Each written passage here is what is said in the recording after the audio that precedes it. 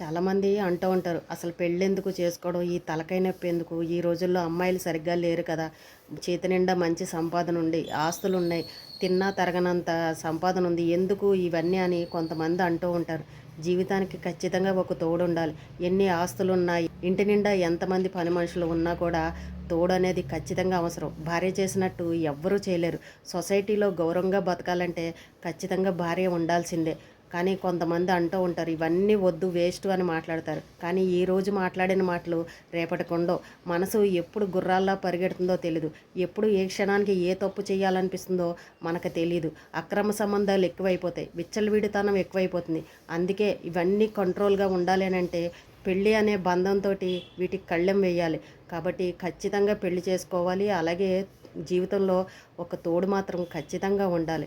అది సొసైటీలో గౌరవంగా బతకాలన్నా కూడా పెళ్ళి చాలా అవసరం. ఎవరైనా సరే పెళ్ళి వద్దు అని మాత్రం అనకూడదు. జీవితానికి తోడు చాలా అవసరం.